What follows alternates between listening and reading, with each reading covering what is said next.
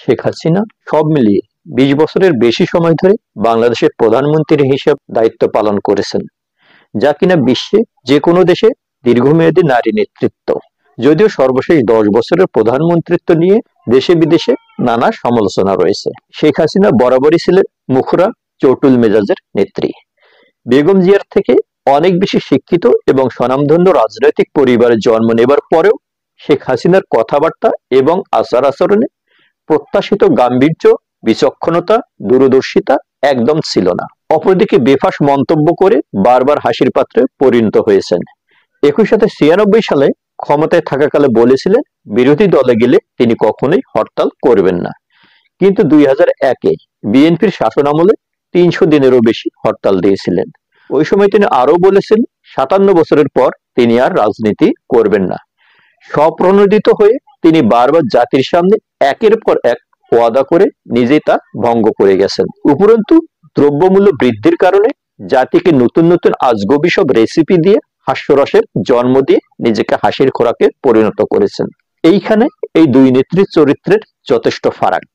Slip of tongue হিসেবে বেগম জিয়া দুই একটি কথা সোশ্যাল মিডিয়ায় ঘুরে বেড়ালেও সেখানে হাসিনার প্রায় ডজন খানেকেরও বেশি এরকম স্লিপ অফ টাং কিংবা স্বপ্রণোদিত উক্তি সোশ্যাল মিডিয়ায় ঘুরে বেড়াচ্ছে। কাজে চারিত্রিক বৈশিষ্ট্যে গাম্ভীর্য, দূরদর্শিতা, বিচক্ষণতা এবং দৃঢ়তার দিক থেকে বেগম খালেদা জিয়ার ধারে কাছেও থাকবেন না শেখ হাসিনা।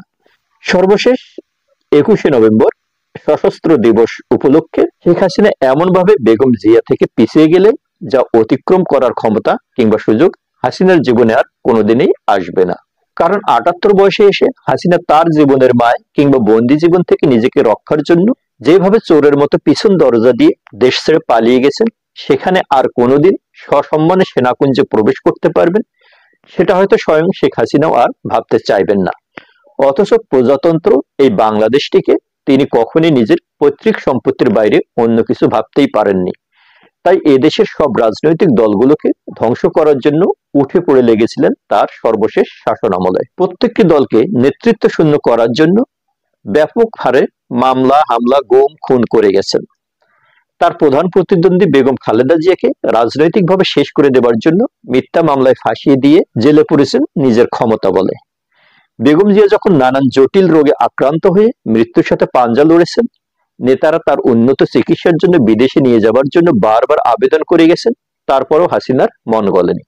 কারণ তিনি কখনোই বেগম জিয়াকে এই দেশের একজন প্রথম শ্রেণীর নাগরিক ভাবতে পারেননি। তিনি কেবল তাকে নিজের প্রতিদ্বন্দ্বী ভেবেছেন। বেগম জিয়ার বেলায় প্রতিহিংসা থেকে বেরিয়ে আসতে পারেননি। কিন্তু আজ বেগম জিয়া তার অবস্থান ফিরে পেয়ে দেশের সাবেক প্রধানমন্ত্রী হিসেবে সম্মানের সাথে স্বমহিমায় দেশে অবস্থান করছেন। আর হাসিনা যত রকম সব নেতিবাচক উপাধি নিয়ে পলাতক জীবনযাপন করছেন। পাশা উল্টে যাবার অনেক গল্প শুনেছি, কিন্তু এভাবে চাক্ষুষ করার সৌভাগ্য এই ছোট্ট জীবনে হবে জানা ছিল না। ভালো থাকি, ভালো রাখি সবাইকে। ভালো লাগলে চ্যানেলটি সাবস্ক্রাইব করি। ধন্যবাদ।